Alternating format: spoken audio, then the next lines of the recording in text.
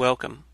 I'm Sebastian Mahfood, and you're listening to WCAT Radio, the on-air wing of En Route Books and Media, bringing you the dulcet sounds of Catholic wisdom. Welcome to Living the Gospel of Life. I'm your host, Leticia Velasquez. Let's begin with a prayer. In the name of the Father, and of the Son, and of the Holy Spirit. Amen. O Mary, bright dawn of the new world, Mother of the living, to you do we entrust the cause of life. Look down, O Mother, upon the vast numbers of babies not allowed to be born, of the poor whose lives are made difficult, of men and women who are victims of brutal violence, of the elderly and sick killed by indifference or out of misguided mercy.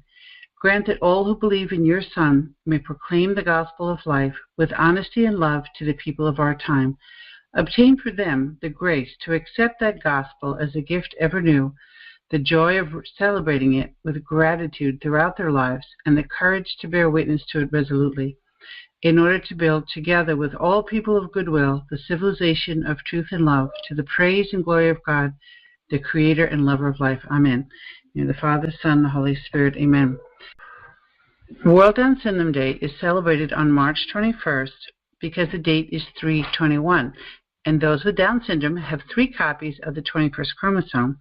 So around the world, we have created, parents and those who love children with Down syndrome, different events, from wearing crazy mismatched socks to speaking at the United Nations to community events, and certainly a lot of events online to raise awareness of what life with Down syndrome is really like, to get rid of the stereotypes that we are often constrain our thinking about people with Down syndrome. I was fortunate a few years ago when I published my book, A Special Mother is Born, to be invited to the United Nations' very first World Down Syndrome Day. It's sort of ironic in the middle of a body which is profoundly anti-life when it comes to abortion, to be invited to speak about those with Down syndrome. And it hurt, to be honest with you, but because abortion is being vaulted lately there as a universal human right.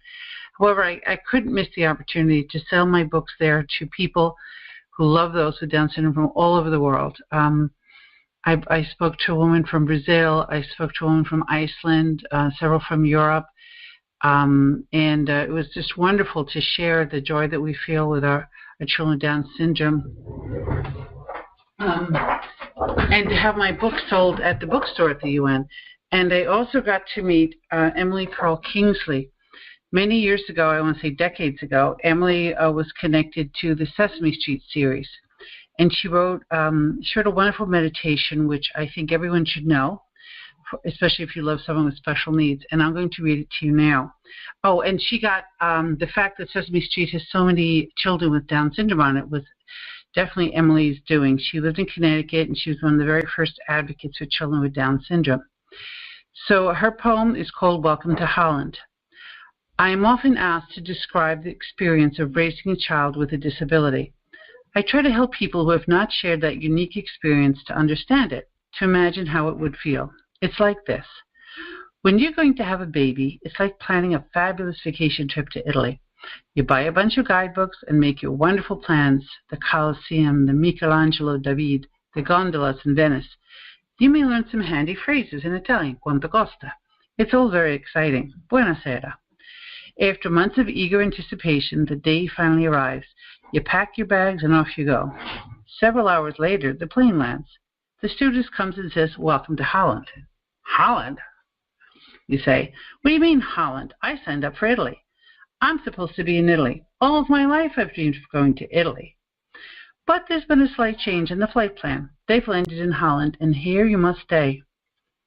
The important thing is that they haven't taken you to a horrific, disgusting, filthy place full of pestilence, famine, and disease. It's just a different place. So you must go and buy new guidebooks, and you must learn a whole new language, and you will meet a new group of people you would never have met. It's just a different place. It's a slower pace than Italy, less flashy than Italy.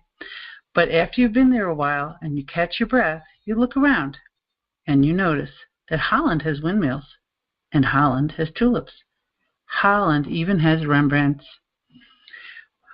But everyone you know is busy coming and going from Italy, and they're all bragging about what wonderful time they had there. And for the rest of your life, you will say, yeah, that's where I was supposed to go. That's what I had planned. And the pain of that will never, ever, ever, ever go away, because the loss of that dream is a very, very significant loss. But if you spend your life mourning the fact you didn't get to Italy, you may never be free to enjoy the very special, the very lovely things about Holland. And having a child or a prenatal diagnosis or a postnatal diagnosis of Down syndrome is a real change of paradigm. But I want to talk today about Down syndrome in the historical perspective, particularly about my hero, Dr. Jerome Lejeune, who is also a servant of God, meaning his case for canonization has left his home parish, his home diocese of Paris, France, and has moved to the Vatican, where they will investigate his heroic virtue. So I'll be making a little bit of a case for his heroic virtue, but mostly to talk about Dr. Lejeune as his role in the history of Down syndrome. I don't know if many of you know, but I have a daughter, 17 now, Christina, who has Down syndrome. She's the third of three girls, has two older sisters that are absolutely crazy about her and are they're her supporters and her best friends. So we all live together right now, and we're very happy to share life with her. But we realize she has some pretty severe liabilities in terms of her limited ability to speak and care for herself, and her lack of judgment, for example, when it comes to traffic and various dangers. So our lives have been profoundly affected, so much so that I wrote a book in 2011 called A Special Mother is Born. 33 moms and a couple of dads shared, including myself, the story of the birth of our child with Down syndrome or other disabilities. So, but what really inspired me, besides Christina, was my mother gave me a book in, I believe it was 2006, just as I started writing. I started writing 3 months later. So I really think that Dr. Lejeune, it was a biography of Dr. Lejeune called Life is a Blessing, written by Clara Lejeune-Guimard, who is his daughter, and herself a celebrity in her own right. I believe she was French CEO of General Electric. Her husband has been a cabinet minister in many positions in France. But I was able to meet Clara a few years ago in a special meeting with her mother and her other sister in Manhattan, and to thank her for the life of her father. But I'm going to share a lot about his life so that you understand what an important figure Dr. Lejeune is in the pro-life movement, both scientifically but also politically and spiritually and emotionally. Every way that you could possibly be involved, this man put his life and his career on the line to stand up for the weakest among us. And nowadays, when we're talking about late-term abortions, it's well known to those who have special needs children that a disproportionate number of babies that are aborted in late-term abortions are those with prenatally diagnosed conditions such as Down syndrome, because it isn't many times until later, after the amnio, which is done at 16 weeks, and then you need to develop the cells, so we're talking about 18, 19, 20 weeks of pregnancy, that this baby is even able to be aborted. So when we're talking about late-term abortion, we're talking about very much that the parents do not want to have a child with Down syndrome. So it's very important to correct the record with Down syndrome and for people to understand what Down syndrome is, how it affects the family, and how it affects society in general, and how a deliberate attempt to eliminate babies with Down syndrome, which would be eugenics, has been undertaken in several countries, including Iceland and Denmark. They're actually bragging about getting rid of children with Down syndrome, which is very, very sad, because it's a naturally occurring, or maybe unnaturally occurring, genetic condition. It is possible in every race, every age, every socioeconomic group, religious group. It crosses all boundaries. It's not bound to a particular ethnic group. And it comes spontaneously. So there is no way to eliminate Down syndrome without eliminating people with Down syndrome. That is, every time a mother is pregnant, to do a prenatal screening and then a diagnosis, and then to basically coerce her or talk her into an abortion. That's what Iceland is doing, and that's what Denmark is doing, and face it, most of Europe is doing it, because there's up to a 97% abortion rate of children with Down syndrome in Europe. It's particularly sad in France, the country of Dr. Legion's birth, because there was a beautiful video put out by Down Syndrome Italy a few years ago. It was called Dear Future Mom, and I highly recommend it. You can find it on YouTube. It had 7 million hits last time I checked on it. Dear Future Mom. It's a multilingual video from adults with Down syndrome talking to a mother who is facing a prenatal diagnosis of Down syndrome and telling her the good, the bad, and the ugly of their lives in the context of their families. And it's extremely moving. But somebody in the French government must, in my opinion, have had a relative or had an abortion themselves of a child with Down syndrome, because they found the film offensive. And it's funny because I'm the first one to complain if Down syndrome advocates sugarcoat the lives of people with Down syndrome. It's not as easy as some people have it. Some of us have lives that are more complicated, but it's beautiful. And that's what this film underscores. The love that you feel for your person with Down syndrome makes the challenges worthwhile, as love for any family member makes the challenges worthwhile. Many of us are facing parents that are getting older and deal with dementia. Do you stop loving the parent because they're difficult? Certainly not. Does it take more of your time and energy? Certainly.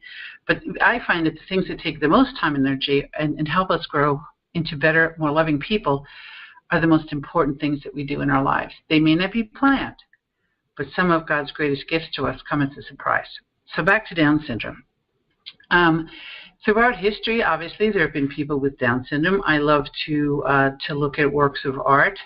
There are works of art in the Middle Ages. There's particularly a Flemish nativity scene that has a couple of angels and shepherds that appear to have Down syndrome. There's a Madonna and Child painting by Andrea Mantegna in the middle, I would say, late Renaissance, where the child Jesus has been diagnosed by a physician to have Down syndrome. He has several of the characteristics, the space between the big toe and the other toes, the proportion of the hands and the shape of the face and the eyes.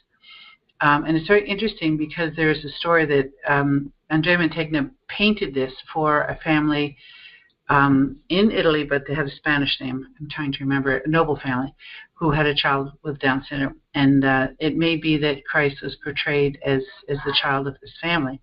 And interestingly enough, I asked for this painting, which is in the Metropolitan Museum of Art, to be included in a Down syndrome, actually it's in the Museum of Fine Art in Boston, to be included in a Down syndrome conference that was being held up there. And the museum said no, because baby Jesus does not have Down syndrome, because Renaissance artists loved baby Jesus and they would never paint him as imperfect.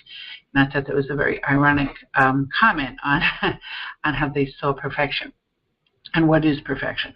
Anyway, so Down syndrome has existed throughout history. It wasn't really defined until John Langdon Down, who was a relative of Charles Darwin, ironically. I believe Charles Darwin had a child with Down syndrome, if I'm not mistaken. And Langdon Down was maybe a son-in-law, I believe. And this is where we get the name Down syndrome. It has something to do with the direction down. Just happened to be the gentleman's last name. He was a psychiatrist, and he identified the condition by its characteristics, but he did not know what caused it. There were all kinds of theories.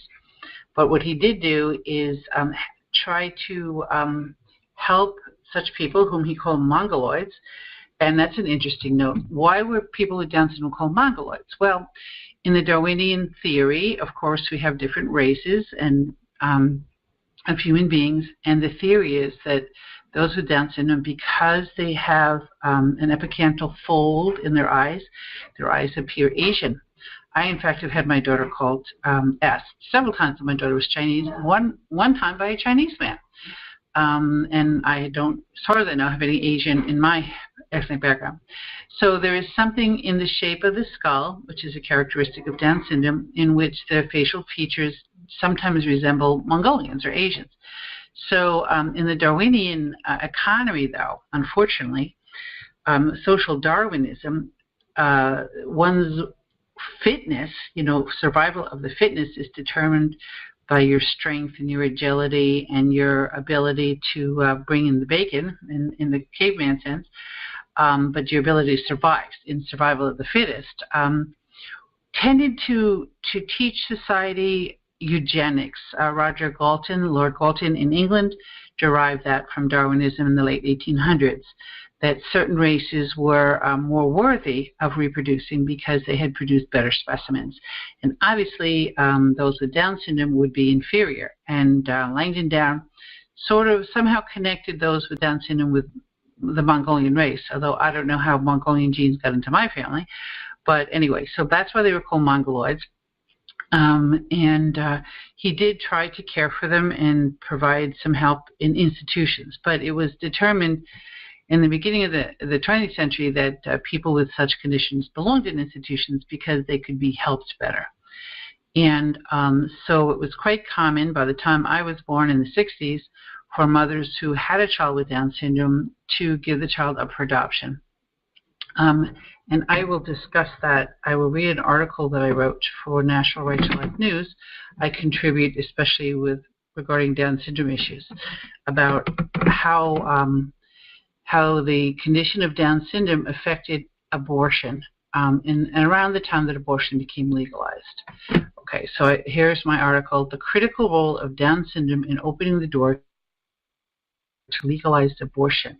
This is written on March 22nd, National Right to Life News. A day after World Down Syndrome Day, because I submitted it late, but I wrote it before Down Syndrome Day.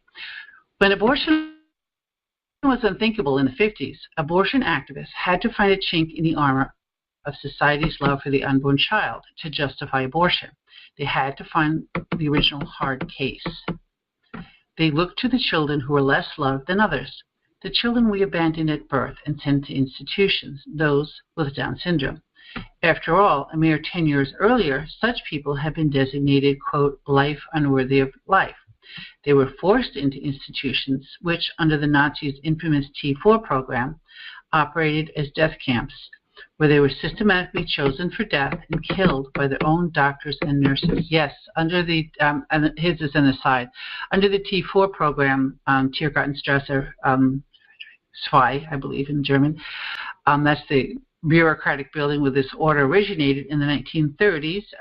People with Down syndrome and other disabilities and mental illness were forcibly institutionalized, whether the parents wanted it or not, and the doctors and nurses put a plus or minus next to the child's name, adult's name, on the roster. Of course, a minus meant they were to be killed. They were killed in the original gas chambers. This is before the death camps were set up officially for Jews and other life unworthy of life. And they were killed by exposure. They were killed by starvation. They were killed by lethal injection. So I guess people with disabilities like Down syndrome were considered life unworthy of life, and the Nazis figured, let's get rid of those first and see if there's any outcry before we move on to the final solution.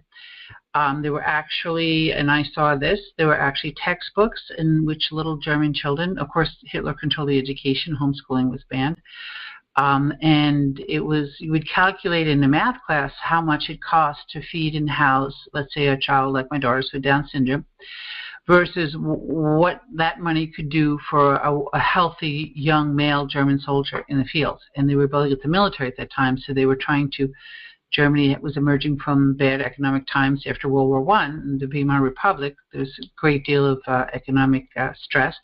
So they were using this as an excuse, life unworthy of life. It's too expensive to support these useless eaters, they were called, an underman, Untermenschen, like they were not supermen, they were undermen, and they were taking up valuable resources that could have been used for healthy soldiers. This is part of eugenics. Eugenics literally means good birth. It came from Sir Roger Galton. It was perfected in the United States in the 1920s, and the Rockefeller built a hospital in northern Germany, which Dr. Mengele was trained in, which specialized in eugenics. So the Germans learned eugenics in the United States. The way the U.S. practiced eugenics was to sterilize minorities and those with mental illness forcibly. They weren't killing, as far as we know, people like the Nazis were, but the Nazis took it to its conclusion, its logical conclusion. If some people are not worthy of life, then why should they live? And let's just get rid of them and feed the people that are deserving of it. So back to my article. No longer executed, yet considered ineducable in the 60s, mothers allowed doctors to convince them that it was, quote, for the best, unquote, to institutionalize newborns with Down syndrome. Oftentimes, a death certificate was issued so the parents could cut ties with their child.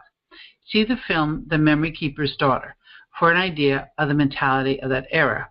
An aside here, The Memory Keeper's Daughter is a fictional film in which a doctor delivers his own twin children, I believe one's a boy, one's a girl, and the girl has Down syndrome. Now, in those days, in the early 60s, the woman was unconscious when she gave birth. She was put out.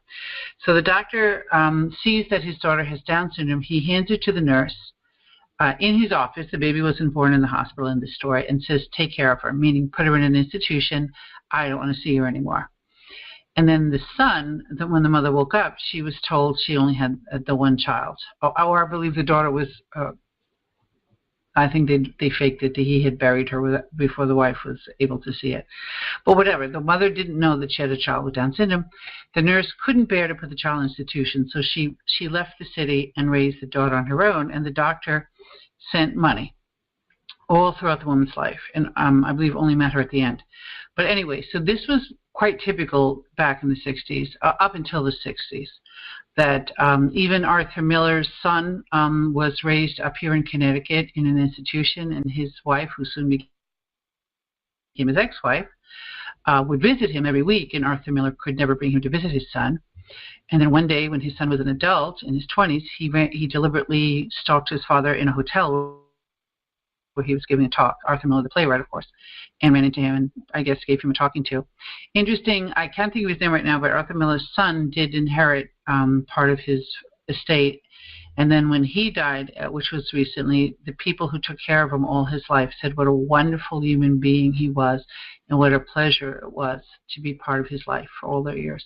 And what a tragedy that Arthur Miller wasn't able to enjoy his son's company. And it was said that his plays got very depressing, like Death of a Salesman, after his son was institutionalized. But at least he lived, because abortion wasn't legal yet. This is 1950s. So that's a little side story about Down syndrome. The Memory Keeper's Daughter is an idea of what happened in those days. So these people were being raised in institutions. Nobody saw them. There's very few films that dealt with that. I think there was a film in black and white about children in an institution with Down syndrome called Listen, They Can Hear Us. I'll have to look that up and get back to you about that. But the idea was that nobody visited them, and if somebody came to visit them, they were all excited to see, oh my goodness, whose parents are coming to visit, because it was almost never done. So it wasn't until Geraldo Rivera's expose documentary of the horrible conditions at Willowbrook on Staten Island, New York, that the public began to reconsider inviting individuals with Down syndrome to society. Another aside, in the Willowbrook documentary, which you can find online, the inmates of the institution were basically living lower than animals in the zoo. They weren't dressed, they were in their own feces, they weren't fed properly, they were restrained, they were basically in subhuman or subanimal conditions. We wouldn't allow animals to be treated like that. So all the people who had given their children up for institutions were horrified, and that started the whole trend towards deinstitutionalization, which is a wonderful thing. I'm thrilled that no one expects my daughter to be in an institution. However, we also developed abortion, which I'm about to get into, which was worse than institutionalization. So tragically, it was too late. A combination of scientific advances that sealed the fate of generations of unborn babies with Down syndrome. French physician Dr. Jérôme Lejeune discovered in 1958 that the cause of Down syndrome was an extra copy of the 21st chromosome. As his daughter Clara Lejeune-Guimard wrote in her memoir, Life is a Blessing, quote, he might have called it Lejeune syndrome, like so many other diseases that bear the name of the one who has discovered them. But what was important to him was restoring the dignity of those who are ill and their families. Trisomy 21 is a genetic accident. It is not contagious, and syphilis is not the cause of it. Can you imagine? This is an aside. Can you imagine syphilis is the cause of Down syndrome? That is totally unscientific. Anyway, back to Clara Lejeune-Guimard. From now on, people would not cross the street anymore to avoid contaminating the future offspring when the afflicted child passed by with his mother. From now on, families would know if their child was ill, they were not at fault. The term Mongolism called too much attention to the physical imperfection. Trisomy 21 from now on would be the name. Thus, March 21st, 321. Trisomy means three copies of the 21st chromosome. Dr. Lejeune made it possible to identify a child with Down syndrome by the genetic karyotype, or unique genetic footprint. Around the same time, New Zealand physician Dr. William Alfred Liley perfected the technique for prenatal diagnosis, hoping, as Dr. Lejeune did, to treat babies in utero. Dr. Liley had become famous for developing a treatment of intrauterine blood transfer for Rh-negative babies. I don't know if you know this, but before the 1960s, if the mother had a negative blood type, the second child was at risk for having, I believe it's an autoimmune reaction and dying. So he was able to do a blood transfer before the child was born and save many lives. So now the Rh-negative factor isn't even mentioned anymore because it's no longer an issue. So he expected that the amniocentesis would likewise would help us find fetal anomalies before birth so we could cure them. Now, if that had happened maybe 20 years before that, it might have happened. But the sad thing is it didn't. I will continue with the article. But these Catholic family men found their discoveries led to a reversal of their noble intentions. Thanks to amniocentesis and karyotyping, the technology was in place for eliminating, quote, undesirable specimens before birth. Their discoveries were diverted from their original objective. In a desperate attempt to stop the militant march of abortion legalization, both Drs. Lejeune and Liley became leaders in the burgeoning pro-life movement in the 1960s, but the die had already been cast. Prenatal testing and abortion were possible. You see, you take the recognition that what a Down syndrome karyotype looks like, with the ability to get a sample of the chromosomes of the baby, the unborn baby, from the amniotic fluid through a needle. So you take the baby's genes, you identify Down syndrome, and now the mother knows that she's having a child with Down syndrome. An elimination of the, quote, unwanted baby was possible. The abortion activists had the hard case they would use to pry open the door to unlimited abortion. How did that open the doors to abortion?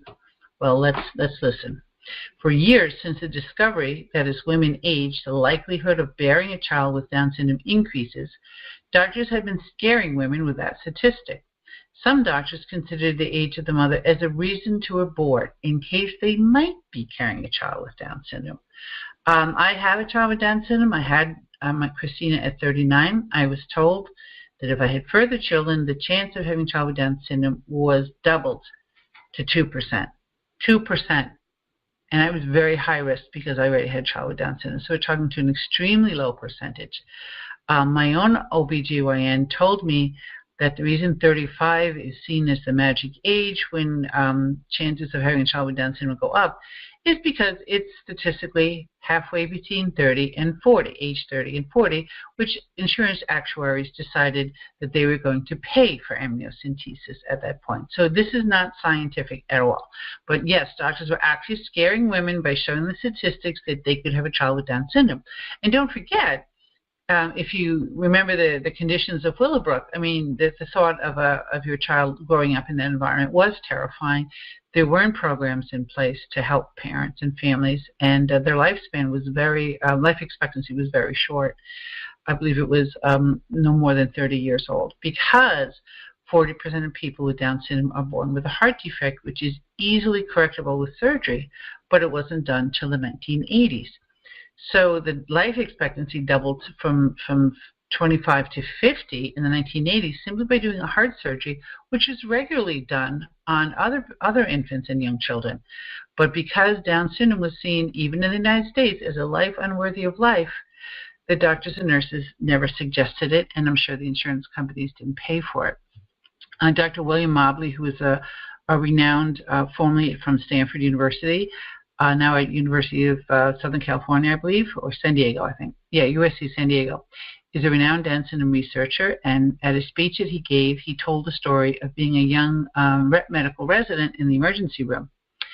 And into the emergency room came a young woman with Down syndrome with typical flank pain and symptoms of appendicitis. So going off his shift, the young Dr. Mobley diagnosed this young woman with Down syndrome to have appendicitis. 12 hours later, he's back on shift. Now, you know appendicitis is a very acute situation, and it can be life-threatening. The young woman was writhing in agony. And Dr. Mobley said, oh, I guess my diagnosis of appendicitis was incorrect because you would have operated by now. And he was met with the calm stares of the physicians who reminded Dr. Mobley, but she has Down syndrome. But she has Down syndrome. What did that mean? We're not going to bother taking out her appendix. We're going to let it burst and let her die in agony. He was stunned, and that sealed his career as a defender in research of these people. He took a young child with Down syndrome in his talk, believe it or not, in Cold Spring Harbor labs, where a lot of the human genome was sequenced, but a lot of eugenic type research has gone on. It was wonderful to have him there several years ago. He took a young child with Down syndrome, brought him on stage, and said, "This is my boss. This is why I do what I do." So he was very optimistic about the ability to help make life with Down syndrome a lot easier through medical research. It hadn't been done before that. This is about 10 years ago, so say around 2010. It hadn't been done before that simply because we had solved the problem with Down syndrome.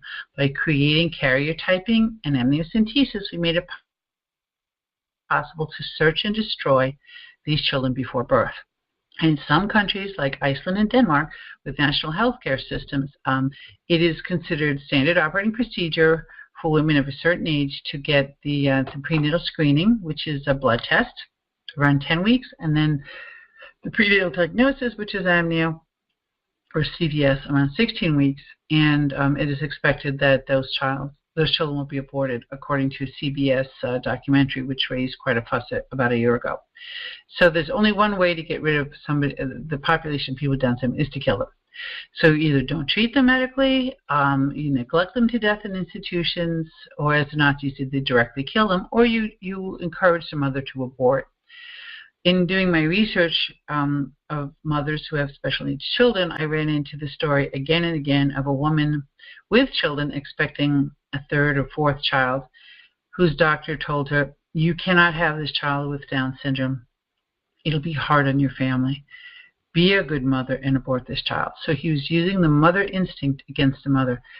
And I find that despicable. It's bad enough that children were voluntarily surrendered to an institution, but to sort of coerce or guilt the mother into killing her own child through abortion is even worse than the Nazis, because the children that were taken to institution, the Nazis, in most cases, were taken away from their parents by force. In fact, Pope Emeritus Benedict had a 14-year-old cousin, a boy, who had Down syndrome in Germany, and he was, in 1944, forcibly taken from the family, and within a few months they got the letter that he had suddenly passed away in institution, which is how all the parents were informed, that like it was a natural occurrence. But he was executed.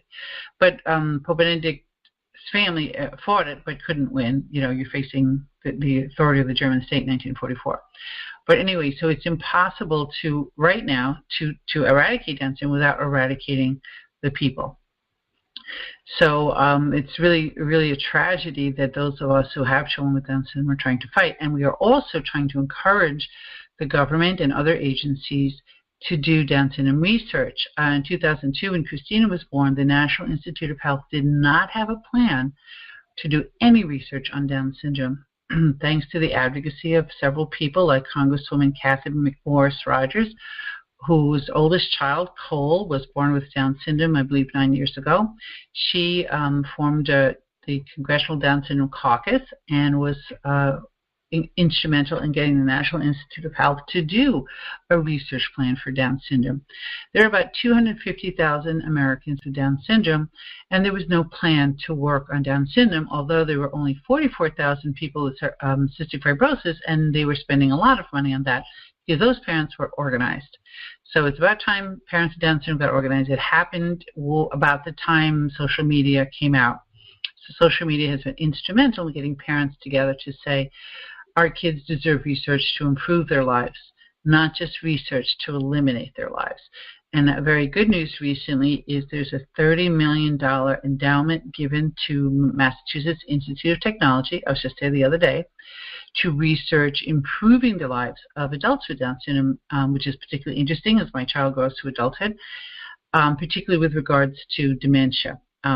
almost all people with Down syndrome develop dementia as they live longer and longer lives. And if we learn how to deal with this and possibly cure it, then we might be able to help typical adults with dementia. Because isn't it interesting that they have a similar genetic code and that they all have dementia? So maybe there's something on the 21st chromosome having extra genetic material which increases the likelihood of dementia, which is something that we could help the rest of the population. Also, another interesting fact, and I talked to Dr. Marie Peters-Ney. She was a Canadian pediatrician who worked with Dr. Lejeune in his lab. She discovered that children in Canada with Down syndrome did not develop solid cancerous tumors. They had leukemia in higher percentage, but not solid cancerous tumors. What is it about Down syndrome that they don't grow, let's say, a cancerous tumor on their body? Well, new research has suggested that the person with Down syndrome in the extra chromosome has 50% more of 12 proteins that deal with the immune system. So in a sense, their immune systems are supercharged, which may eliminate cancer, but in the case of many of them, like my daughter, the immune system attacks them. So they will have alopecia, which is loss of hair. My daughter has psoriasis, which is overgrowth of the skin, and that's the immune system being hypervigilant. So this is an interesting field of research. Anyway, back to my article. Okay, so now the certainty that a child with Down syndrome could be diagnosed in utero, prenatal testing was hailed as life-saving. Why? Because the mothers that were aborting by statistics, in case they could have a child with Down syndrome, very often were killing a healthy baby, and now they would get only the babies they wanted to get, the babies with Down syndrome. Okay, so back to my article. Its cost to the lives of unborn babies with Down syndrome was disregarded. In other words, we saved the lives that matter. The only babies worth saving were those deemed perfect, the ones that matter. See, how different are we from the Nazis? Not at all, except we're using the mother to select the child for abortion instead of the state or the doctor. So the mother has to live with that pain forever. The doors to legal abortion were pried open for such tragic cases. Again, the hard cases. In the ensuing years, the language has changed little. Abortion is touted as life-saving, even though thousands of babies are aborted every year. We're up to over 60 million in the United States alone, at a rate close to 90% after prenatal screening and diagnosis. So almost 90%. They say around 75% of babies prenatally diagnosed with Down syndrome are aborted. Now we have new prenatal screening tests, such as Maternity T21. Terrible name, maternity. What does abortion have to do with maternity, right? And T21 is an obvious reference to Down syndrome. It boasts of a 99% accuracy rate using the mother's blood in the 10th week of pregnancy, increasing their opportunity to abort babies with Down syndrome. What they do is every baby that a mother conceives, their chromosomes are in their blood. Yes, there is the baby's blood does cross into the mother's body. So even now, I have the chromosomes of all my children that I've ever conceived, 6 children, in my bloodstream. Only one of them has Down syndrome. So what they do is, just like you have a little pill catcher, put your pills for every day, they classify the chromosomes in my blood. And if they find a little stack at 21, whoops, wait a minute, we've got an extraordinary amount of 21st chromosome, you can know with reasonable certainty that the child that you're carrying, since none of your other children have Down syndrome, has Down syndrome. But that's just a screening test. But yet with an accuracy rate touted as 99%, many mothers will go on to abort just based on that and won't wait for the amniocentesis, because by the 10th week of pregnancy, not everyone knows that you're pregnant, and you don't have to do any explaining, do you? You do not feel the baby in most cases, so you don't have as much attachment to the baby, so it's easier for them to, quote, abort and try again. Anyway, back to Dr. Lejeune. Dr. Lejeune and Lightly collaborated trying to save babies who were being killed because of the tragic misuse of discoveries they meant to save lives. Dr. Lejeune dedicated the rest of his career until his death in 1994 to finding a cure for Down syndrome. He said, "I see only one way left to save them, and that is to cure them. The task is immense, but so is hope." And that's the end of my article. I'm very, very grateful for the example of Dr. Jerome Lejeune, who was the father of 5 children, but none of them had Down syndrome, to love children like mine. I'm going to read to you a little bit from his daughter's biography, describing where he got his sense of mission from. Okay. One morning, and I heard this from Clara Lejeune-Guimard personally, and I just couldn't help tearing up. I interviewed her for the National Catholic Register, but here she is talking about her own father. The parents of children with trisomy experience this as a veritable search and destroy mission, meaning the prenatal diagnosis. What has he ever done, my little boy, that they want to do away with those who are like him? One morning, a 10-year-old boy with a trisomy came for a consultation in Dr. Lejeune's office. He was crying inconsolably. The mother explained, he watched the debate with us last night. Dr. Lejeune was often on French TV as a medical expert on Down syndrome, naturally. The child threw his arms around my father's neck and said to him, they want to kill us. You've got to defend us. We're just too weak and we don't know how. See, I'm breaking up even now. From that day on, Papa would untiringly come to the defense of the preborn child. As an aside, Ms. Guimard said to me, he said, if I don't do anything, then I am shit. So I cleaned it up in the article and I said nothing, because I don't want a future saint to be saying that. But that is actually what he said. If I do nothing, I'm shit. In other words, I know the situation. It was partially caused by what I thought was a good discovery, and now they are searching to destroy these children. It was a real wake-up moment for him. Dr. Lejeune knew very well how much he would lose in the battle, she says. One of our friends said to us recently, there are some fights you just have to fight. You don't always win them. And Papa, better than anyone, knew where that fight would lead. A while before that, he had gone to an international conference on health in New York City.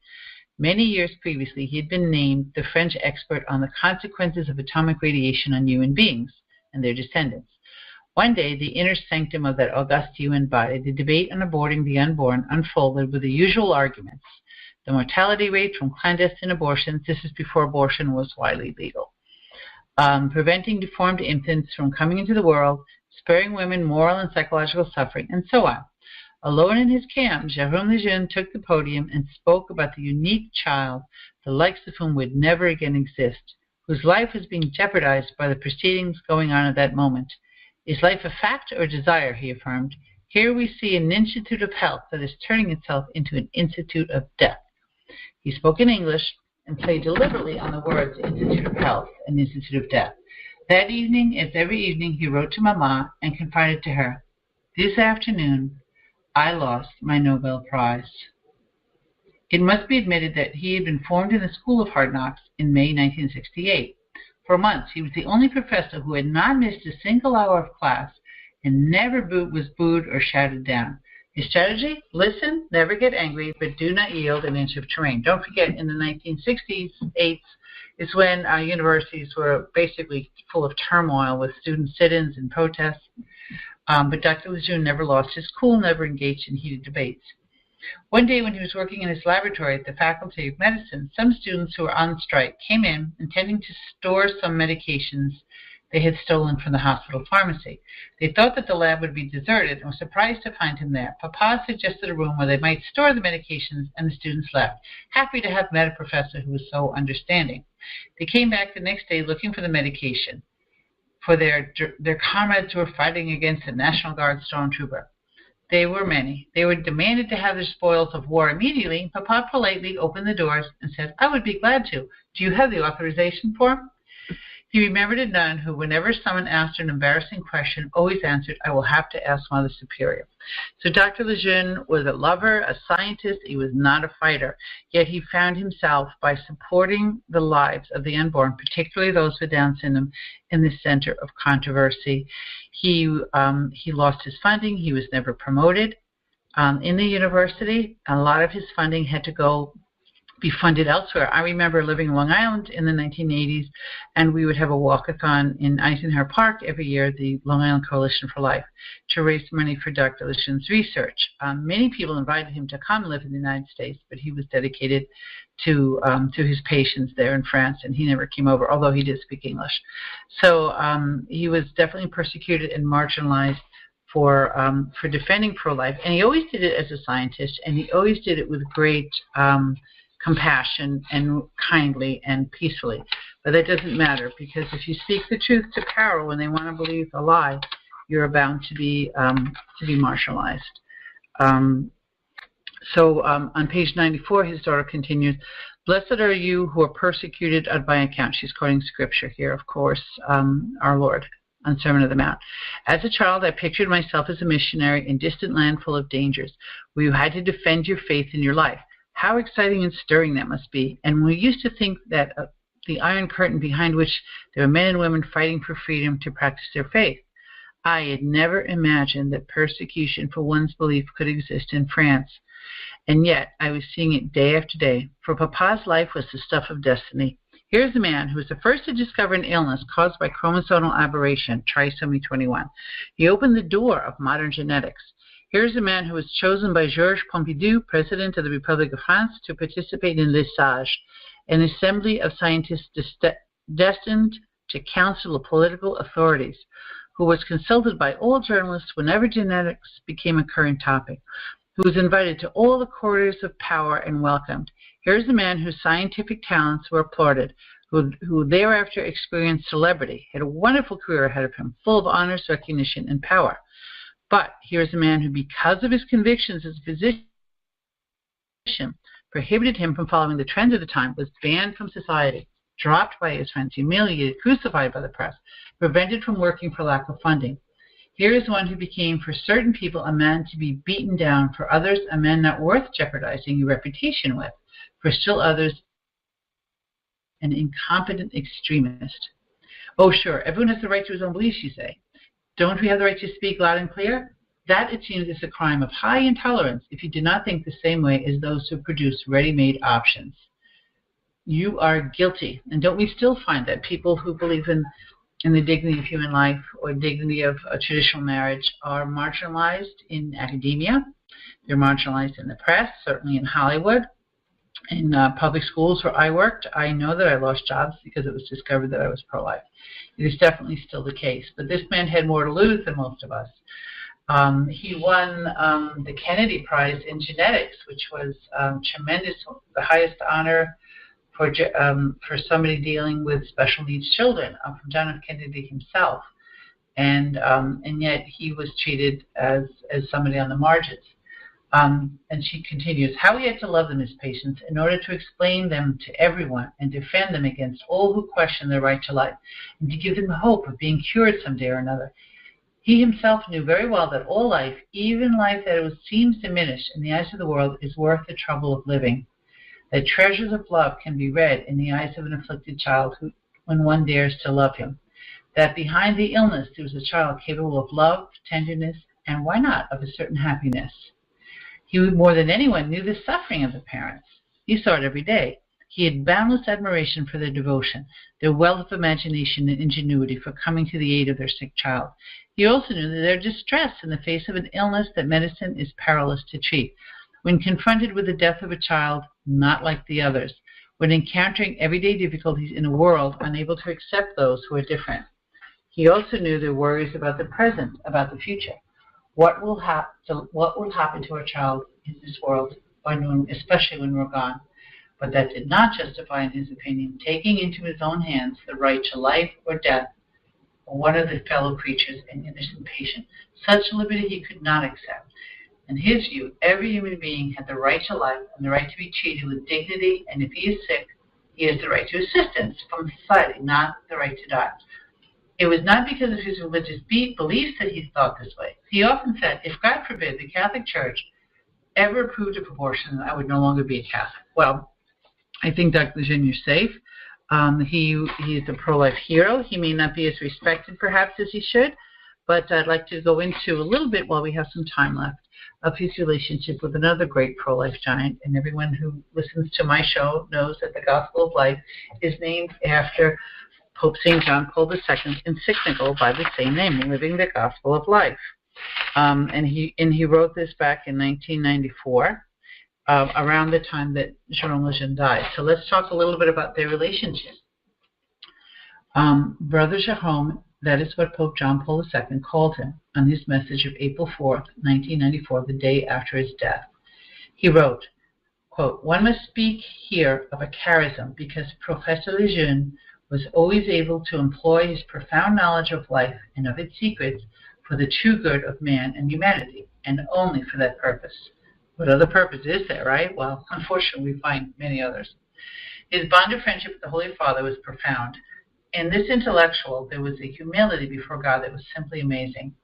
From his appointment in 1974 on, he was a member of the Pontifical Academy of Sciences, which gathers together the most brilliant scientists from all over the world.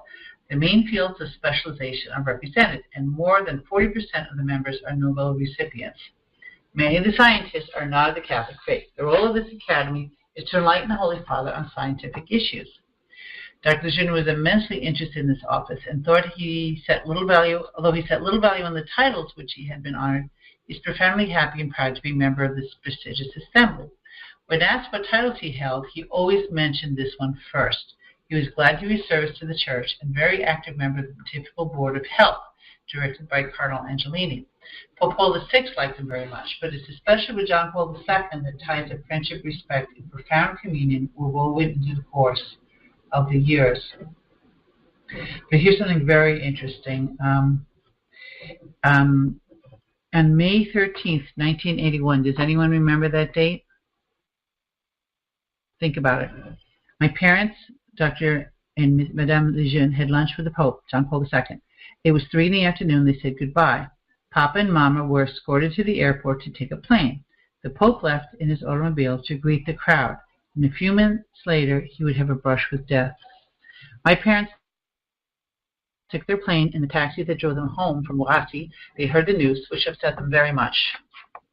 That night, Papa came down with horrible pains in the stomach, and Mama had an ambulance take him to the hospital at Hôtel Dieu. For 2 days, he thought he was going crazy. No one understood what was wrong, and he experienced the pain of the Pope's wound. That was madness for a mind as rational as his. Finally, it turned out to be 3 little stones as a result of the emotional shock. Had blocked a bile duct. In layman's terms, he was suffering from gallstones. During the 2 days that he was contorted with pain, we really thought he was going to die. Even before then, I had marveled at Mama's extraordinary calm and difficult moments. He would have surgery like the Holy Father. The temperature curves would be similar. They would leave the hospital on the same day. The coincidences amused us, but he did not like people to refer to him in this hearing. His scientific, rational mind was always opposed to sensationalism and miracle hunting. In 1994, the Pope, knowing that my father was terminally ill, would nevertheless appoint him to be the first president of the Pontifical Academy of Life. He would hold the office for 33 days, and he said, "The Pope has made an act of hope by appointing a dying man." A few days before his death, speaking at the Academy, he added, "I am dying while on special duty." Throughout the course of his illness, the Pope would ask for news about him. He sent a telegram the day before Papa's death on the Easter Vigil. One of his favorite saints of the Pope was Sister Faustina, a Polish nun in the early 20th century, who envisioned and left profoundly moving writings on divine mercy. For that reason, Cardinal Angelini and his collaborators conveyed to Papa a relic of Sister Faustina and recommended pray to her every day. And so our daughter, born 13 days after the death of Papa, had the good fortune to be named Faustine, felicity, joy. Her birth was announced to Mama while she was substituting for Papa at a congress in Warsaw. Faustine and her grandmother received an ovation from the participants. A coincidence? So, in his visit to Paris, Pope St. John Paul II paid a special visit to Dr. Lejeune's grave, and it was actually considered controversial because, after all, he was pro-life, and the government of France wasn't. So they had a profound bond, not just because of the day of his assassination attempt, but because they were both working on the pro-life cause. Jérôme Lejeune appeared many times in public. He was a witness to the sanctity of life at a trial in Tennessee.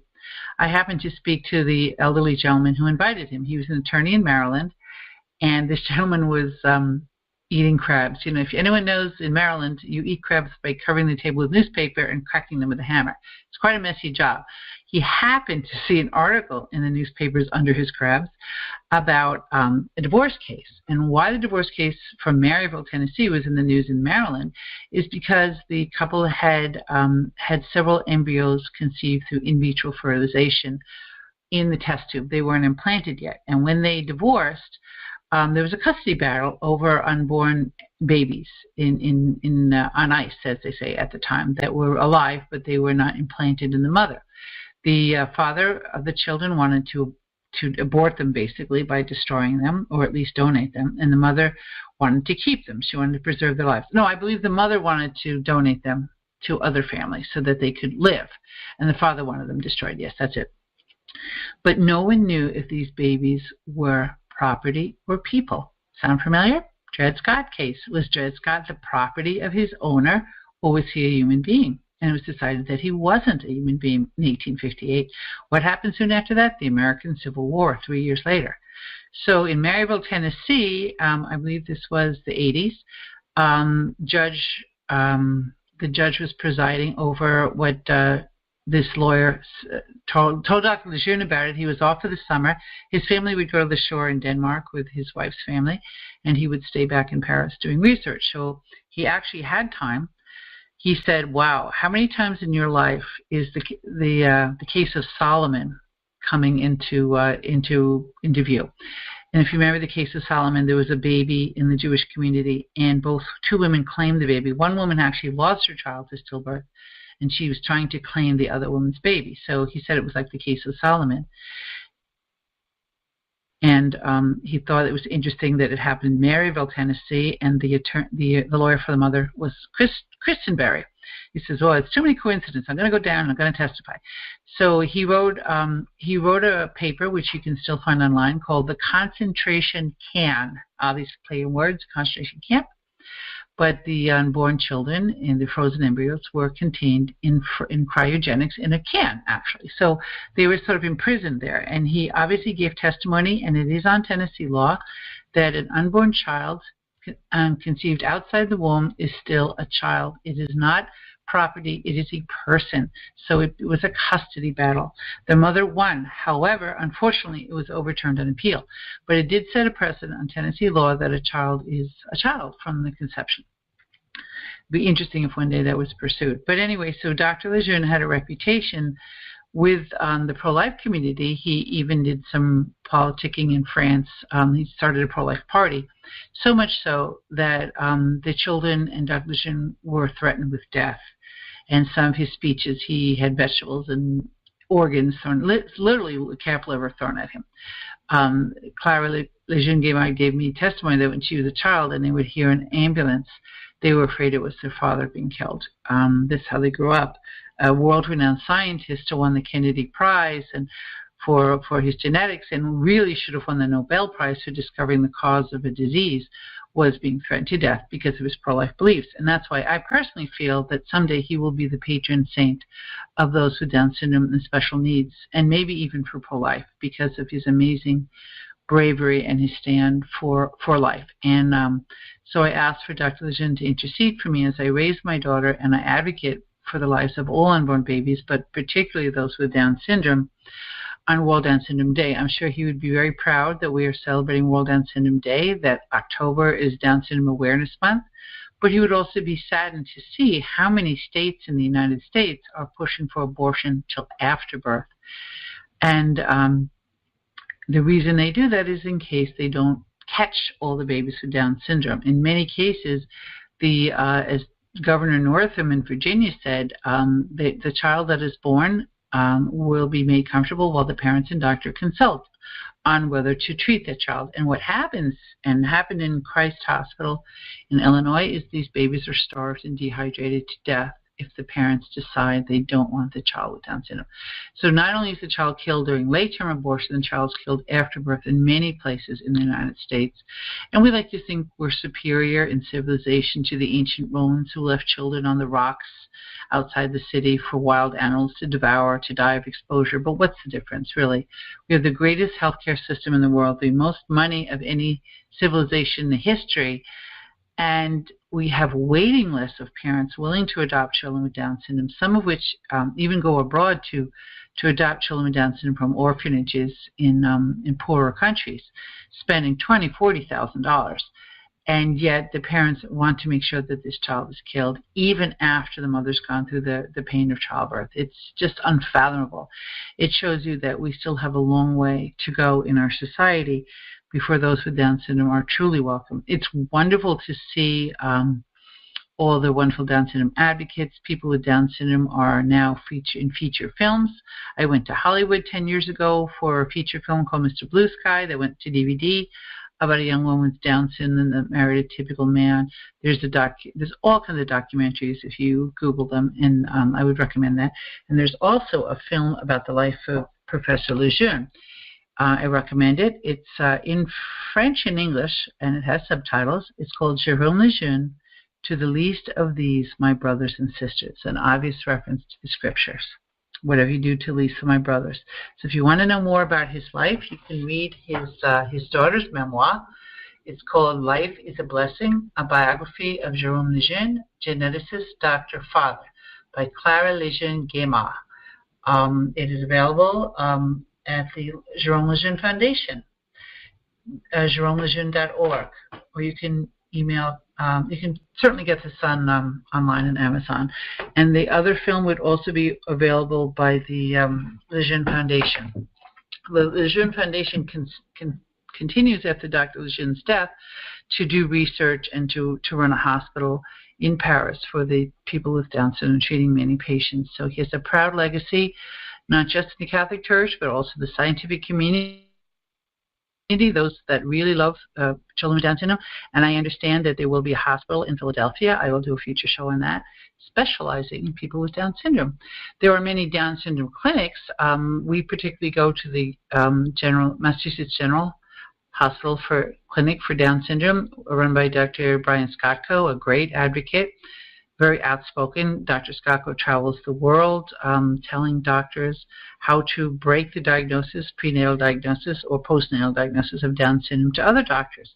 He has a sister who's 36 with Down syndrome, and he created the Crazy Socks campaign because one time I believe it was a Hollywood celebrity said that somebody had Down syndrome fashion as a put down, sort of like calling someone a retard.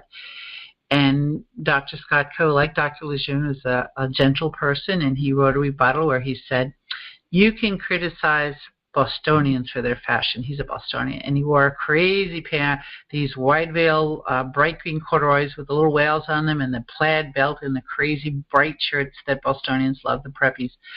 You can criticize me for my fashion, he says, but don't criticize people with Down syndrome for their fashion. They've got a great sense of fashion. So he made it into a bit of a tongue-in-cheek, and he deliberately wore mismatched socks. So mismatched socks became sort of the symbol of Down syndrome, that yes, we have different genes, yes, we're unique, and we're out there, but we are part of it, and we're happy to be here, and we're going to make life a better place, a more diverse place. We love diversity, right? Well, why not diversity of chromosomes? So it's very important that on World Down Syndrome Day, we remember Dr. Lejeune, current doctors like Dr. Skotko, and we talk about how loving people in our lives with Down syndrome, how speaking respectfully about them, and not speaking about them in stereotypes, remembering all of them are unique individuals with gifts to be offered, is the way to truly live Down syndrome, a World Down Syndrome Day, and to truly bring us closer to a world where everyone is welcomed, regardless of the number of chromosomes in their life. So thank you so much for joining us and living the gospel of life. I look forward to speaking with you next time. God bless.